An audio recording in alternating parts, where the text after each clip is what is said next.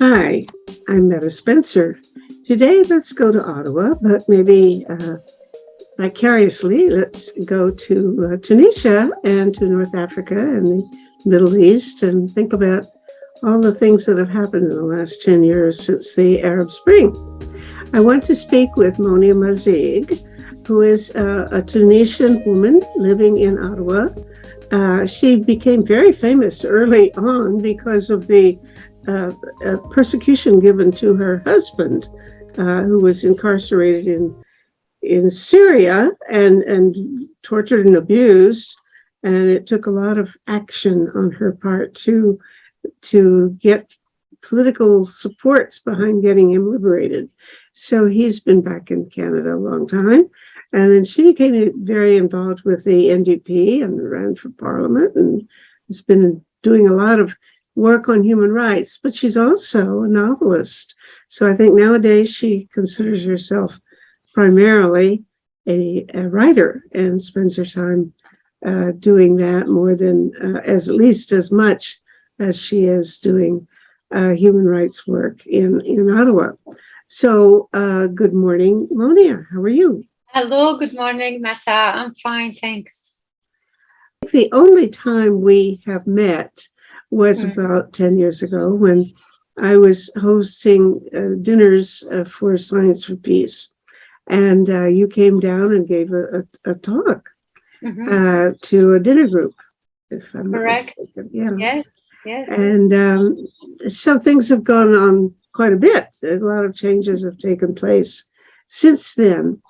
Let's start back with the beginnings of the Arab Spring, which, as I recall, took place initially in your country, in Tunisia, your home country, where a street vendor, I think, set himself on fire. And that protest against the political corruption of his country, of his government, led to a massive outburst of protests throughout the whole North Africa and Middle East region. So we thought, I was at the time, very optimistic Hmm. that this was going to lead to democratization, but we have not seen the kind of outcome we wanted. So you are somebody who's been following that or certainly affected by Hmm. all of the developments in that region. Tell me your thoughts about this whole social movement and what went wrong and what we should do now. Yeah, let's start by probably understanding or helping your viewer understand what happened, like, maybe very, very briefly without going into the detail, what happened all these past 10 years, what was done, what was not done, what are the strength point or maybe the advantages, and what were really the failure of the this kind of movement.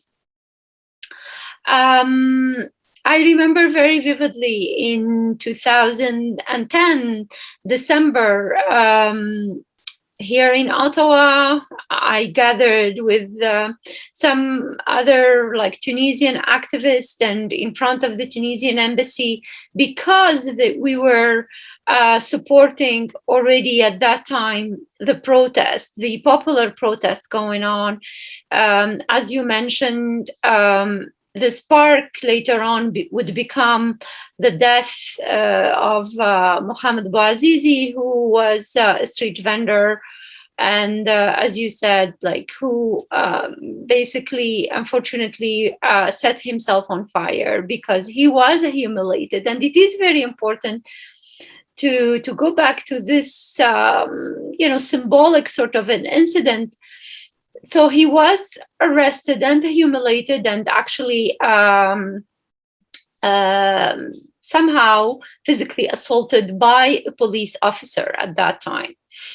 And 10 years later on, there were, I don't really know the real number of street vendor, of young person who still set themselves on fire, who are still daily humiliated and physically assaulted by the police. So basically, it is unfortunately that the situation that sparked, or the incident that sparked this whole change, or this whole movement of Arab Spring, is still haunting, for instance, Tunisia.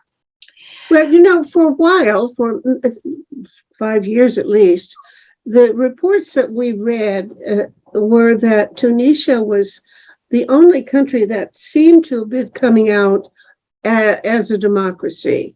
And of course, Tunisia had strong connections with France, and maybe the French influence had something to do with that. I don't know, but it looked as if Tunisia might actually be a democracy after all these changes. But more recently, I gather the prime minister or the president has taken too much power, and there's been a new constitution in Tunisia.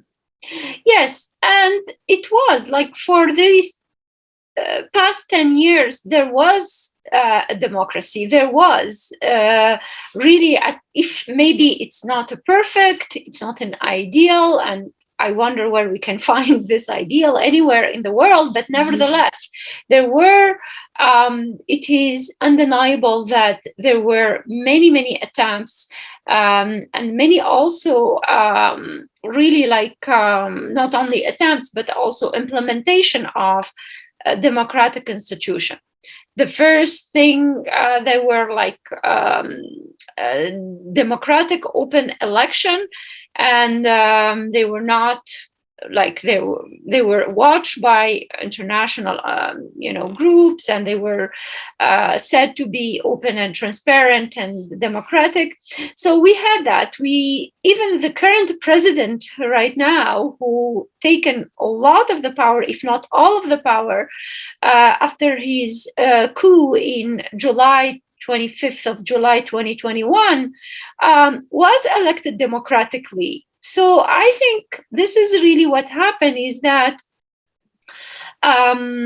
also for years, Tunisia lived in some sort of an euphoria, where there was freedom of expression, where there was even a commission about truth and dignity, something that was not conducted in any other part of the Arab world. We heard people being tortured, speaking out in the public and national TV. We had previous former political prisoner coming and testify. So I think, yes, there was really a lot that has been done and achieved. However, what happened is that, and as you know, and this is maybe something that is related to the whole region, is that after the fall of the failure of the attempt of the revolution that happened in Egypt, the fact that something similar happened in Egypt, president was elected, there was new election, but it didn't go very well, and then the President Morsi was somehow pushed out of his position and then replaced by President Sisi, who is backed by the military. I think that's somehow some sort of a game changer in the region. This is where a lot of activists actually saw this as a failure of the Arab Spring, and then the influence of that really coup, and that failure of the implementation of the democracy had some waves back into the region, and Tunisia also unfortunately got affected by some of these regional geopolitical forces that unfortunately didn't want this wonderful experience of the Arab Spring to give models, to give really the impression of that we have a successful model that can be implemented. Too many forces, either internal or external, that worked very, very hard to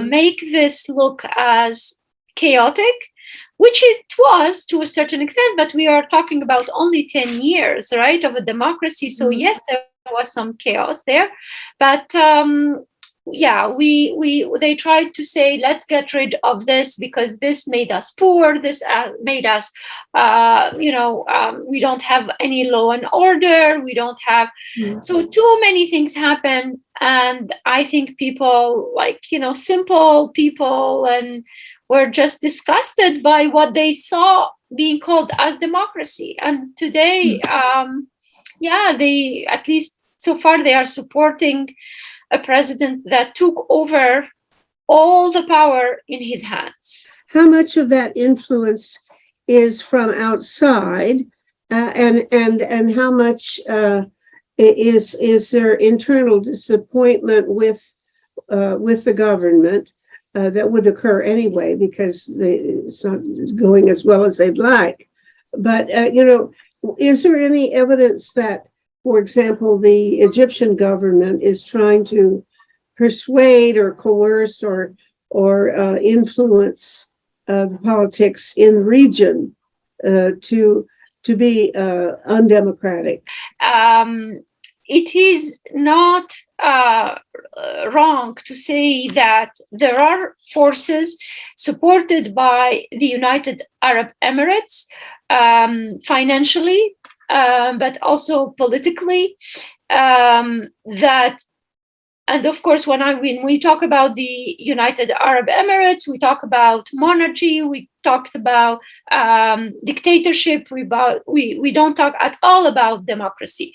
So for the United Arab Emirates, they played a big role in funding the coup of President Sisi in Egypt. This is documented. So they gave a lot of billions to the Egyptian government to have basically a new president that is not part of this a product or a fruit of the Arab Spring. So a general from the military. So back to what Egypt has been ruled in the last really past, I would say, half a century. So there is also a moment, and we started talking about Tunisia. There is a moment in actually a lot of activists and also some experts in the region that link the change or basically are really the beginning of the change in Tunisia and the change even in the attitude and the behavior of the Tunisian president, Kais Saied, is his first visit to Egypt. After he came back, all the, many people noticed that, a few months later, he did his coup.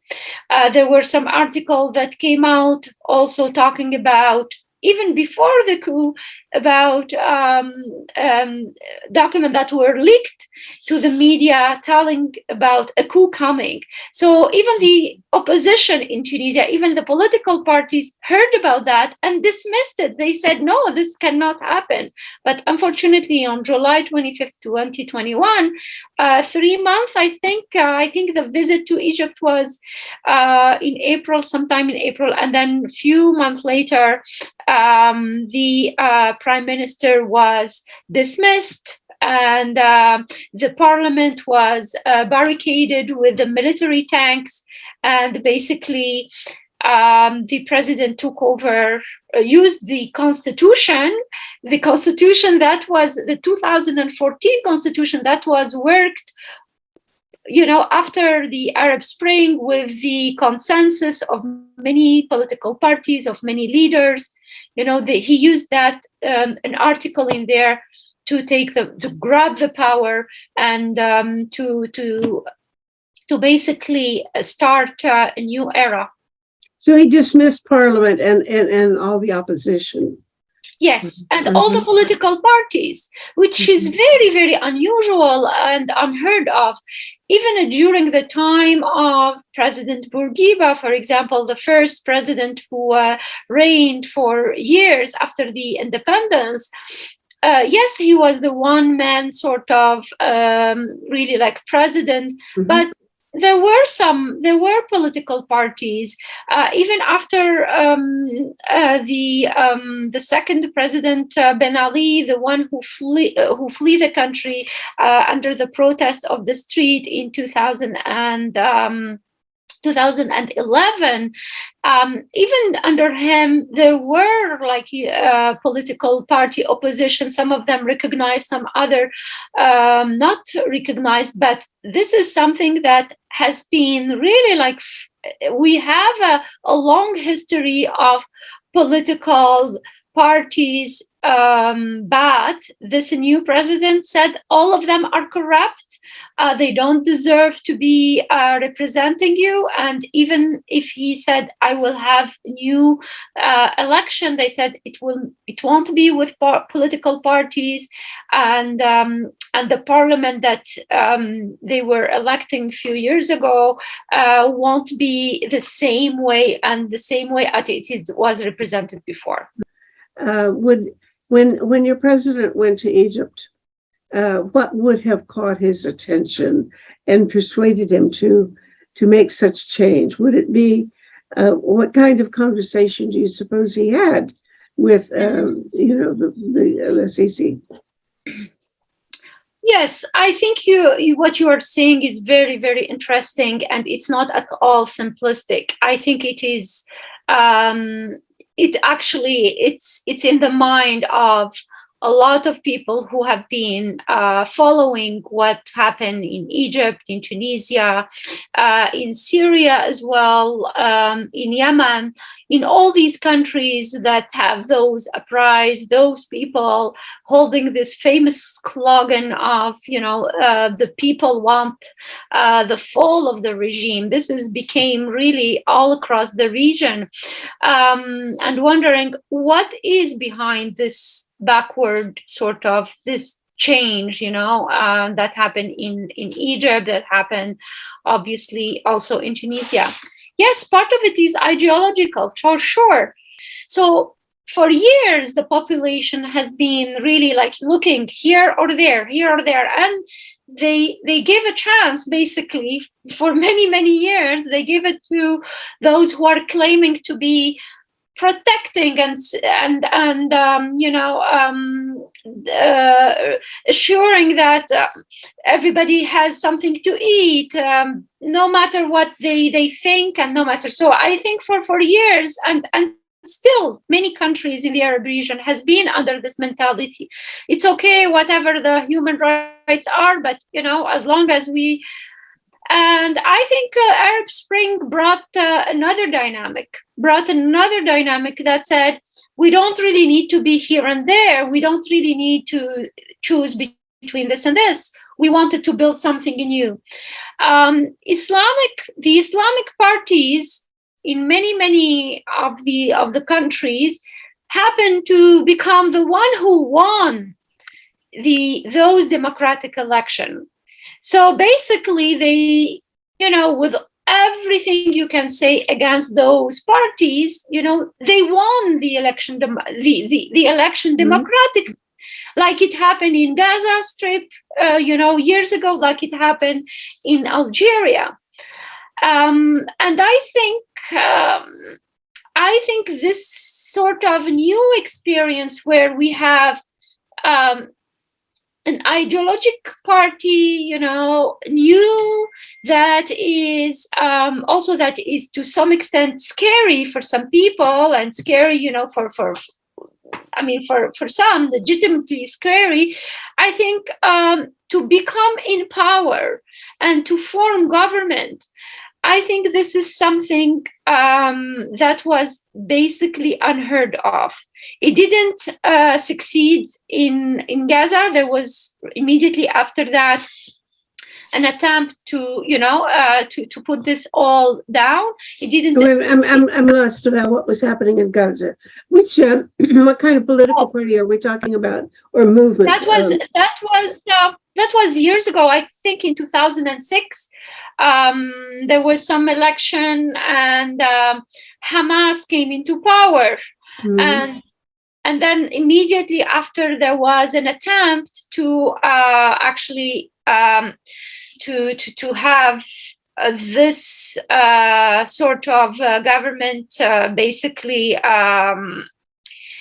taken down through the arms. So there was so basically up to now, the population of Gaza is being punished for electing a government that was not what maybe Israel or the rest of the world was somehow expecting. So I think maybe I wouldn't say everything is similar, but this idea of having a government that is from some sort of Islamic inspiration. And I think in Tunisia, it worked to a certain extent because it was not purely the Nahda, which is the Islamic kind of the political Islam party, because it was more like a coalition. I think this is what really made Tunisia successful for at least. I'm sorry, we're talking about a coalition of conservative Islamist parties. Yes, but no, with some liberal secular, with some also some progressive as well, some progressive secular. So it was a coalition. So it was not really, yes, the Islamist Party had the majority of the seats in the parliament, but nevertheless, there were a good number of seats gained by liberal secular party and another some sort of a social progressive party. So I think that was really something unheard of, something really that personally I thought it was a great progress. It didn't. But that's what was taken down by this coup. I think so. I mean, some people wouldn't agree with that because they put the blame. They said, it is an ideological. Yes, it is absolutely an ideological. So to have a country that would really elect not only a majority of Islamists, but also create a coalition, and they called that the Troika at that time. So it's really like three main, but it was every day almost demonized by a lot of the information on social media, and basically it led to a period of time. It was followed after that by some terrible political assassination, and that since then I think it was never very much accepted by the general population, because in people's mind they thought this kind of government brings violence. And I'm not saying here that this sort of experiment is all good. I think it had some problems. Some people came to power and they didn't have experiment. I think some of them were not really prepared to govern. But I think just the principle of having people from different ideology, especially in countries, as I told you, where they were always presented with two alternatives, both as bad as each other, but this time it was more like a collaboration.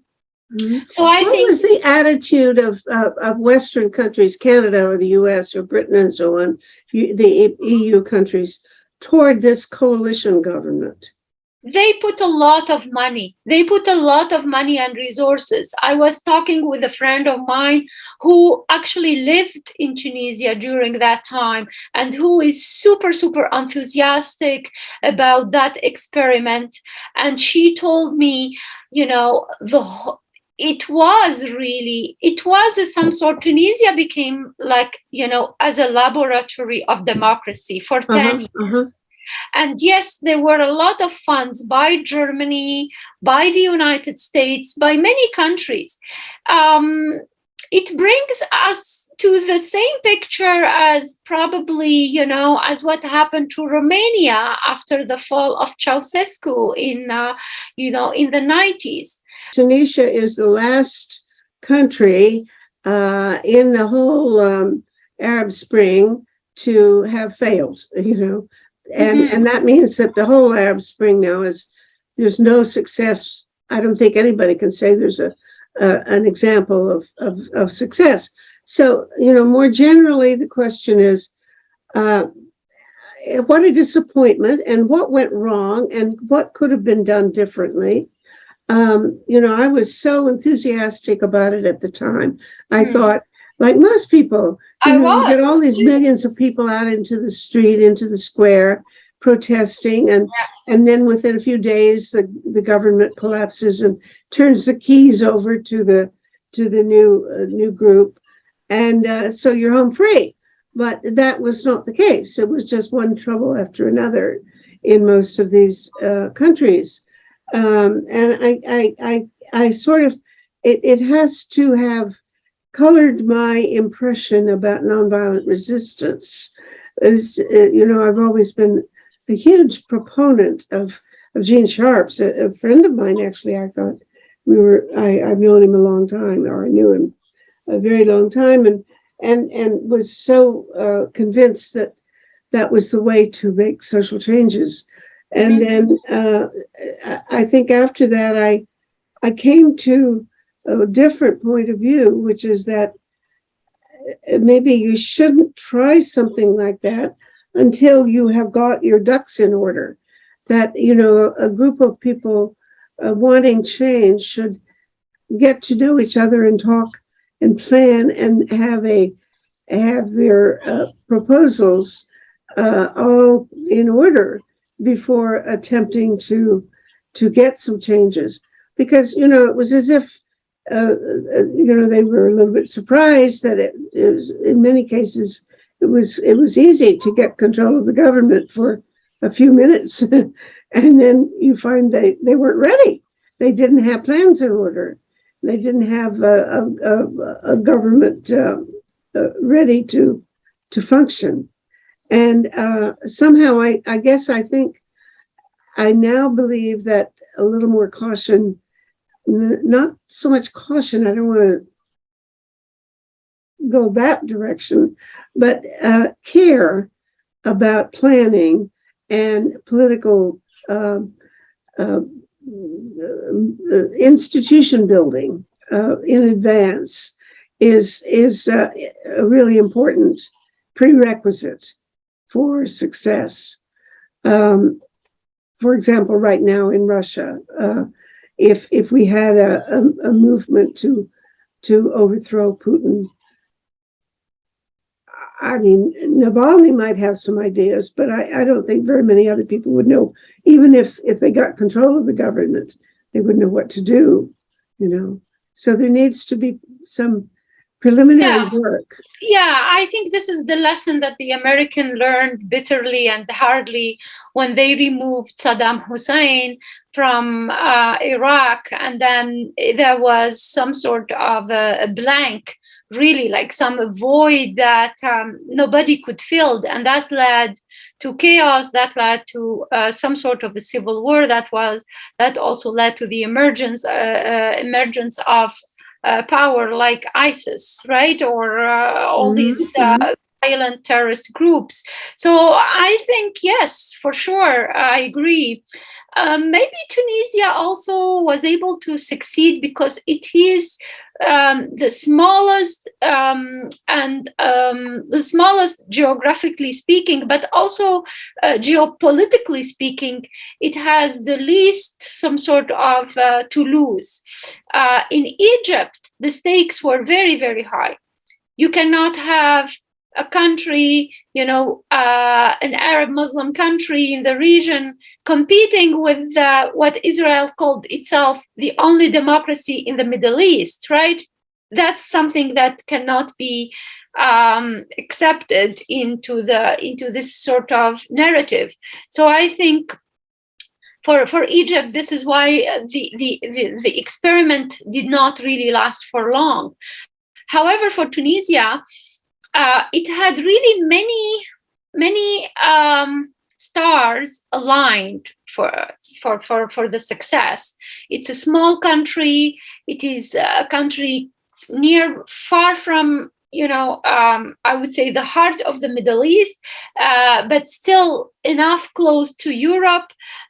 It is also a country with more or less some long, and strong some sort of institution when it comes to, for example, the lawyer association, which took a tremendous role into the protest at that time. When it comes to the UGTT, which is the union for the it's the general union of workers, and that took also a prominent role in there. So yes, absolutely. I think there were some institutions. So after the dictator was toppled and flew away, and there was not as much as void. I think what happened in Tunisia is that the problem is that there were never, I spoke about the truth and reconciliation sort of, or dignity, truth and dignity sort of commission that happened over there. What they call the deep state, those who were there, those who worked for the dictator, those who supported the dictator, who, they continue to be there. And there was never going deep enough to the root. And this is really an issue that many activists disagreed about. Some of them said that we cannot build on the past. We cannot build on those who committed crimes, on those who were corrupt. We cannot. Some others saw that we can, put our hands with them and build together. And I think both of views are probably, I would say they had good and bad, I think destroying everything, going back to scratch, it's very, very dangerous. And you mentioned that. You said, how are you going to defeat, and how are you are going to kill people? Are you going to put everyone in prison? Are you going to, so these are important questions. Or whether you are going to cooperate with those who really committed some sort of, either moral or physical crimes. I think this is where in Tunisia, some people came against what the Islamic Party did. The Islamic Party was very, very scared and concerned that they will be put back in prisons and persecuted as they were before. So they made an alliance with the old regime to govern. Mm-hmm. And I think the population never forgave them for this. Okay. Because they said they are so much politically opportunistic to stand in power that they didn't have the guts to to put people in prison, to, you know, to rebuild the state, to rebuild, because the deep state was still present. And I think this is important. This is an important phase. And we did not, in Tunisia, we were not able to answer that. And basically this is why we are, to a certain extent, we failed. Well, you know, every revolution faces that same question. Exactly. What do you guys do with the old guard after you've ousted them? Exactly. Do you keep give them some place in the new regime, or do you put them all in prison or kill them all, or what do you do? Some variation or combination of those things. Absolutely. And I suppose I don't know whether anybody's ever done an empirical comparative study of exactly that question. After a revolution, the countries that do win, how does it turn out? I mean, it'd be very interesting to, you know, sort of sociologically to say what in general is the results if you take one course rather than the other. It's you know, of course, there's a continuum, but any extreme versions comparing them would be quite interesting. And I don't know what the answer would be, but it makes me wonder now about what's going on in Iran as we speak. You know, the street demonstrations are probably at this minute, the women and men are out in the streets protesting. Now, is this another version of the Arab Spring, or would you call this something quite different? If in any case, what do you think the prospects are? If we both agree that some preliminary political organizing needs to be done before you have a protest movement that actually gains power in order to make an effective new government, what are the odds that the people in Iran actually have such a game plan of what they will do if they are able to get rid of the Ayatollahs and so on?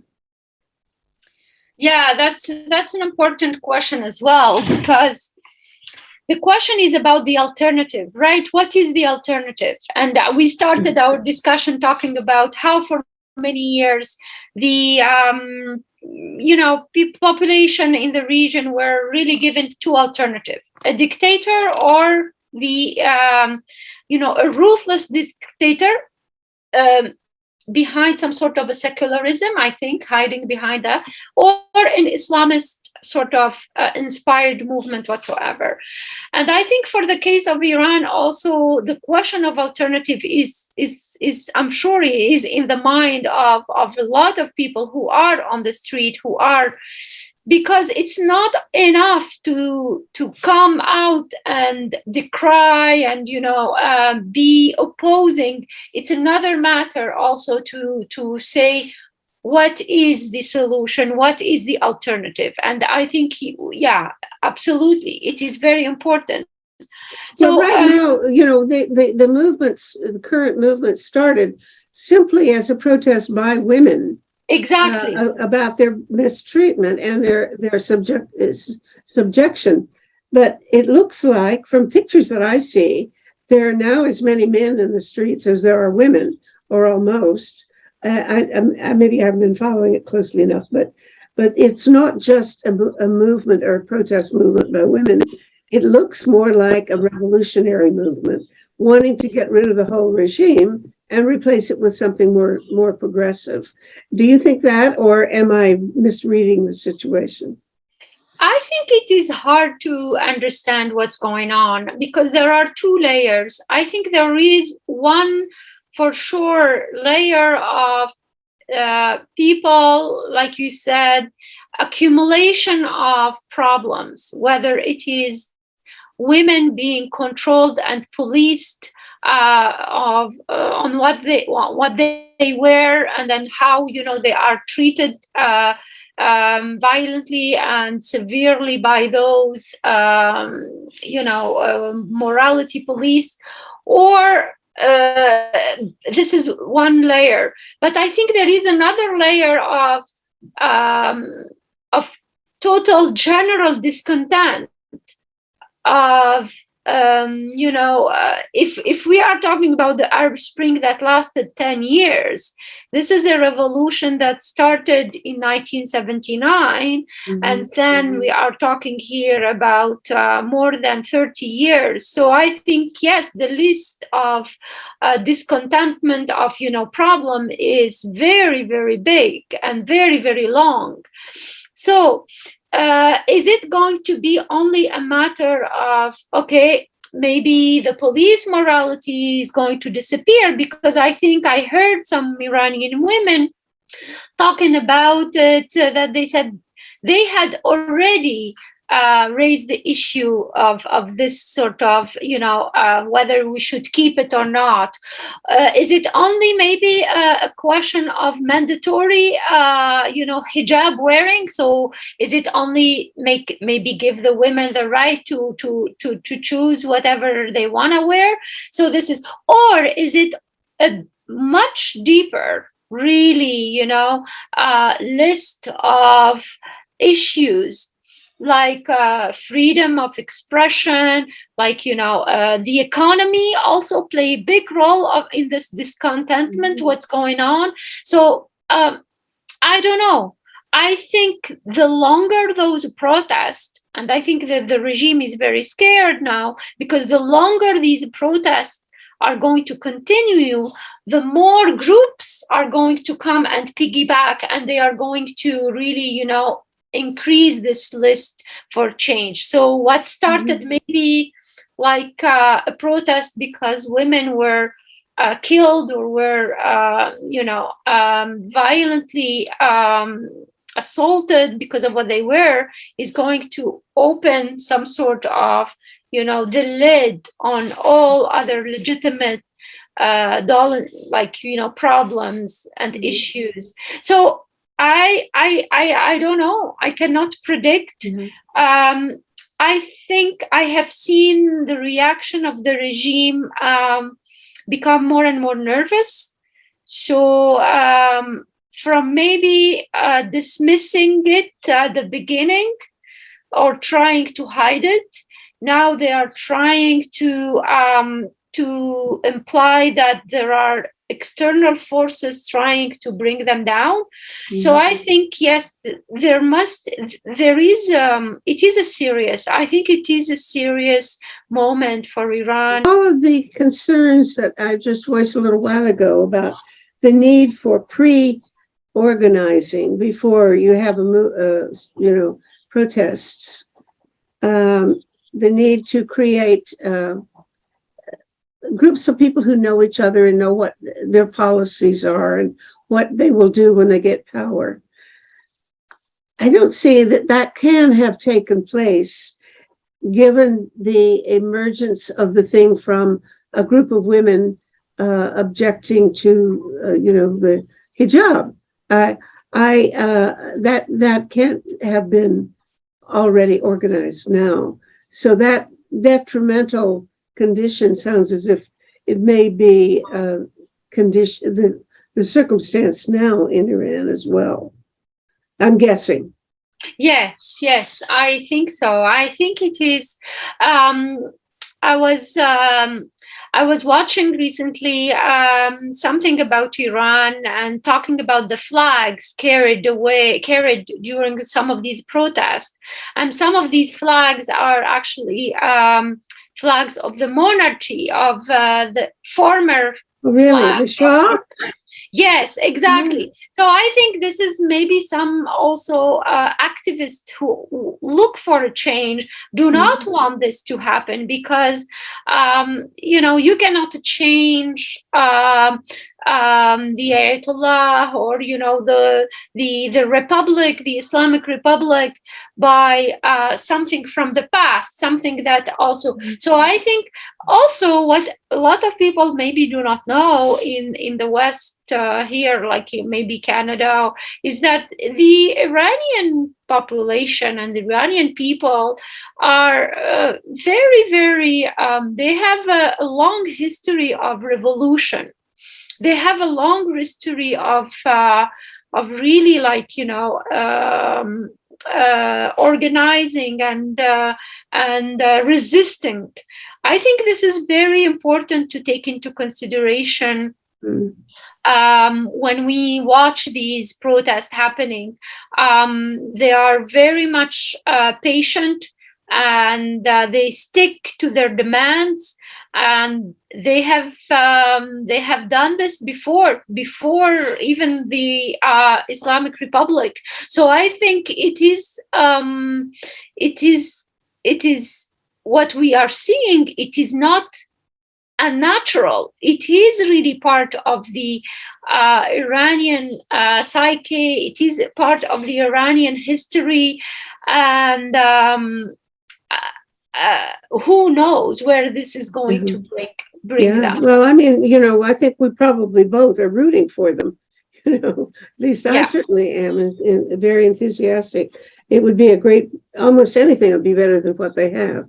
But anyway, you've been in Canada for a number of years now, and you've been engaged with human rights movements here. I believe you've also been especially concerned about human rights violations having to do with Islamophobia.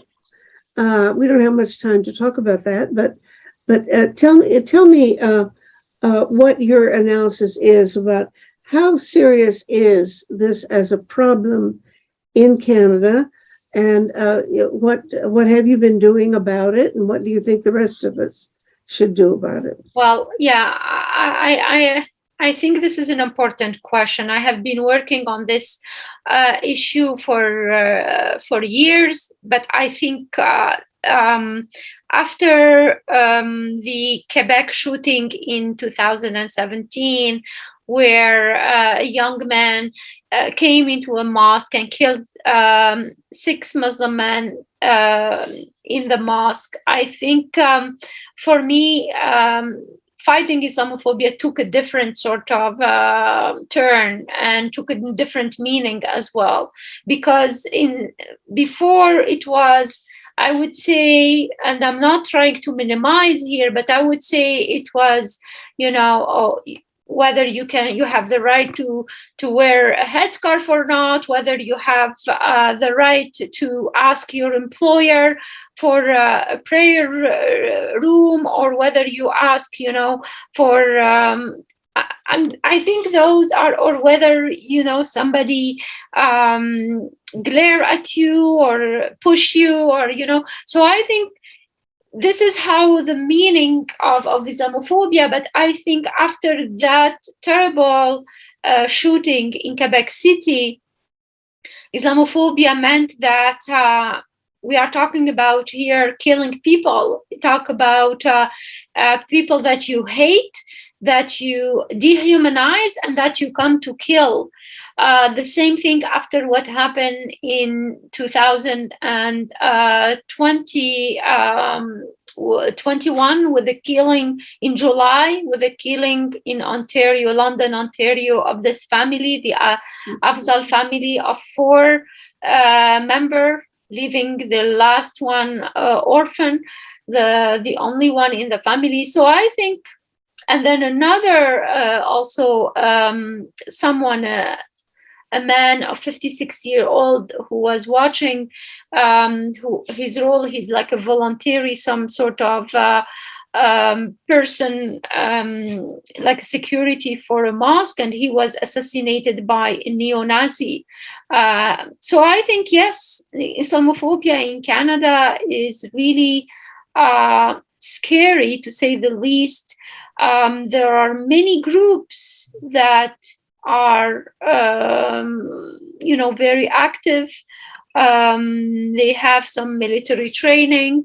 they do have some sort of scary ideology, and one of their hit group are Muslim, along with other group as well, like, but so Islamophobia is with us. It lives with us, whether we want to see it, whether we want to give it some attention or not. I think that's a different matter, but it exists. It made already victim. It keeps making victims. Very, very recently, I got to hear about the case here in Canada, in Ottawa, in my community. A young Syrian boy of 15 years old who started high school, I think, and there was a video circulated a few days after back to school, if not maybe the first day after back to school. And this young little boy was shown in this video being beaten by other, like, older boys. At that time, we didn't hear what these boys were telling him, but it seems after the investigation that they asked him, "Are you Arab? Are you Muslim?" And they kept hitting him. So it is very, like, tragic. These things happen and they are tragic. And I wonder about this movement of, I mean, is there an organized group that is, particularly promoting hatred of Muslims, or is it just part of the general trend toward right-wing bigotry, such as we would see in the U.S. and other places where the whole goal is to prevent immigration, and they specifically want to discourage immigration from people who don't look like them, that kind of thing. Is it connected to a particular hatred of a particular religion? Is it anti, Quran or something, or is it mostly anti-immigrant, and you just happen to be one of the immigrant groups that they don't want? Do you know? Is there anybody who can answer that question, or has that been addressed as such? Yes, both. The larger, I think, umbrella is what you describe as anti-immigrant, and I think we all agree that there is an anti-immigrant. It's very general, whether it is in Europe, whether it is in the United States. There is, even in Canada, there are several groups, politically sometimes, but also some groups who are anti-immigrant. Within those groups, so some of them, so their rhetoric is anti-immigration, but then within this anti-immigration rhetoric, we will find also some sort of subgroups who are going to link the foreigners or the immigrant to particularly to Islam. And like there are these theory, like the grand remplacement theory, that would say white population are going to be basically replaced because they don't have babies anymore, and because they are old, and this by who? By the immigrant. And who happen to be immigrant today? Who are the pictures of the immigrant that we are watching? Most of them are women having headscarf. So all these exaggerated or sometimes even non-substantiated evidence or facts. Oh, we are going to be replaced by those wave of immigration coming from Syria, coming from and they have more babies. They are going to take over. They are going to have their men will take our wives. So all these things, they are. You're right. Yes, it started with this very sort of I would say right-wing ideology, or white supremacists, that we want to preserve our value, want to preserve our race. But then now it took another, I think, step forward. Who is going to replace us? And it happened that because of the war because of the picture that we are watching, especially in Europe. I mean, many of these immigrants are coming from majority Muslim countries. So I think some of these groups also do not shy away of saying that the problem is like Islam. So on top of what I was telling you before, like, maybe the ignorance, what is Islam and what is, on top of that, there are people who are actively against, for many reasons. But so this is where we are today. And personally, what you ask me what I do, I just finished writing a book about gender Islamophobia. That means, because when we talk about Islamophobia, and I give you some example of the shooting and of the killing, a lot of the victims actually of everyday Islamophobia are Muslim women. Mm-hmm. The women who are visibly Muslim, like, me, who put a headscarf, a hijab around their head, because they are seen as, first of all, they are identified, but also they are seen as an easy target. They are seen as, women, oppressed, weak. So it is, I mean, in Alberta, take the example of Alberta, there were many incidents documented the past years of women assaulted because of their hijab. So yes, so I'm paying a particular attention to this phenomena. Have you personally ever had people insult you or do things because of your wearing hijab? Oh yeah, definitely. I had, and I speak about that in the book. There was something like an incident that happened to me that actually shocked me. I mean, thanks God, I was never physically attacked, but I keep, I shared this I wrote about this. I was in the bus, and this is also another place. It's the public space. I am someone who usually do not take the bus. I drive. I am relatively privileged in a way that, allow me to choose where I can go, where I work, who I meet. But sometimes I also, as anyone else, I take the public transportation. And I remember that happened 2 years ago. I was on the bus, I was coming, and this is a line that I never taken before. So I was not familiar with the stops. And I was sitting there in the bus, and then I was, I pushed the bell. I wanted, and it happened that it was the wrong stop. So I didn't go, I didn't take off. And then there was a man who came to me, and he told me with those words, he said, "Never do this again." And I was very, very shocked. Because I told him, "Do not talk to me like this." And he swore at me, and I told him, "I am going to go and report you to the driver." So anyway, this is just a very simple example of how people can be mean and also ignorant, and feel that they are entitled to defend the public space. Well, we've covered the waterfront today, everything from Tunisia to Iran to Ottawa. Yeah. And it's really good to be back in touch with you, and to know that you're carrying on your very courageous work for human rights and human dignity. So thank you so much, Monia. And thank you, Meta. It was a pleasure talking to you. Indeed. Carry on. See you again. Bye. The same for you. Take care. Project Save the World produces 2 of these shows each week, or sometimes more. This is episode number 510. You can watch or listen to them as audio podcasts on our website, tosavetheworld.ca.